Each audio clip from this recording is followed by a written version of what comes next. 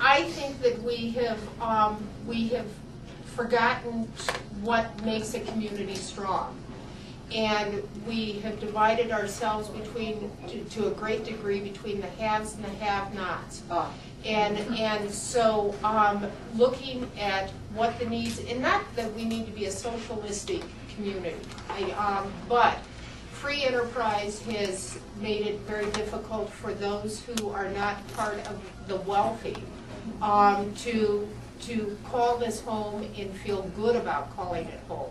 When your mortgage payment and your child care costs take you out of the arena of being able to have a good time and to enjoy what this community is all about, I think we're doing a disservice. And so that, I think, is caring about one another and having as much concern about the person who cleans your house as the person who builds your house. Those are, I think, that we need to build back into our community a sense of responsibility to one another. Where that leads us is to workforce housing and working on workforce housing solutions so that people can afford to live here and have homes.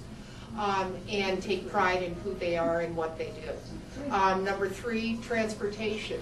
As we continue to grow, our transportation requirements become greater, and in the disservice and the damage it does to the health of our community becomes more and more evident. So those 3, I think, all tie in together, but are the areas that I want. So oil and gas, housing, and growth. How we develop through the years. I mean, the state demographer claims that Garfield County in the next 15 years will have a population of 100,000 or more. And so with that in mind, we need to figure out how we're going to grow productively, how we're going to work regionally to make sure that we maintain. The biggest problems, we all certainly face the same thing. We could say transportation, we could say growth, certainly affordable housing. But I think that we also need to really bear in mind as a region things like water issues.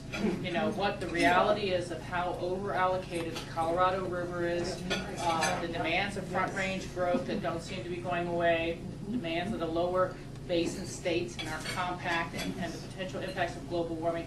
That is going to be a huge issue for all of us. Transportation is so big for all of us, and open space preservation. How big does Colorado really want to grow? And we're, in my mind, very similar to, say, California in the 50s. We're the catbird seat.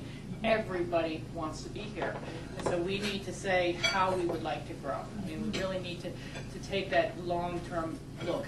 And then I think there's, similar to what everyone's been saying in terms of social infrastructure or infrastructure, Colorado is very underfunded for very fundamental things, like schools and education, transportation.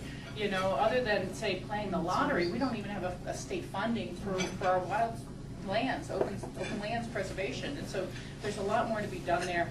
And we will be facing the challenges of the federal deficit, the cutbacks that are coming from the federal level down to the states, dealing with the how do you pronounce the CHIP program?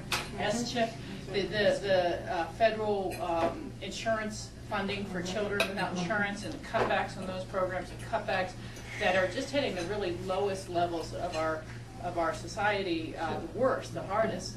Those are things that we're all going to be facing in the future. So I'd like to be involved in. It's a lot of fun to work. 3 big issues. The overarching one for all of us, I think, is growth. But underneath that, the 3 for us. As you may know, we are a coal mining county. We are becoming slowly, not like Garfield, certainly not like Rio Blanco or Moffat, our neighbors to the west. There is, though, oil and gas development, some coal bed methane. Related to that set of issues is the big issue of water.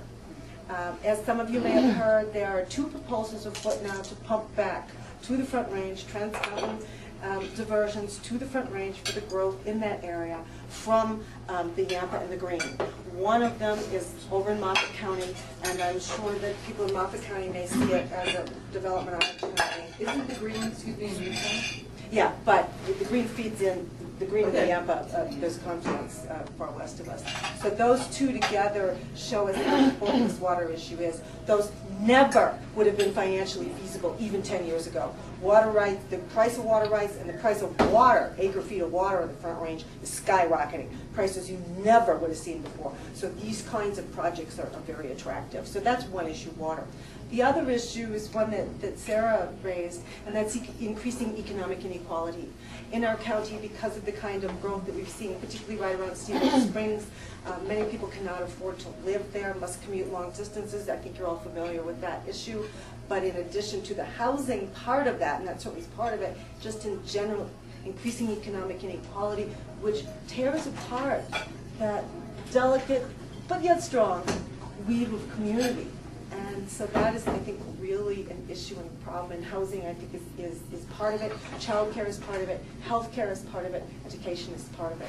The third issue that I find really important, that I've been working a lot on as the county commissioner, is transportation. Because of the so-called down valley syndrome within Routt County, as within Eagle, as within Pitkin, you have people commuting long distances, and we really need to work on transportation. We also have people commuting across the county line to Moffat County because Craig is so much more affordable, and that's been going on for years. So transportation is a huge issue for us.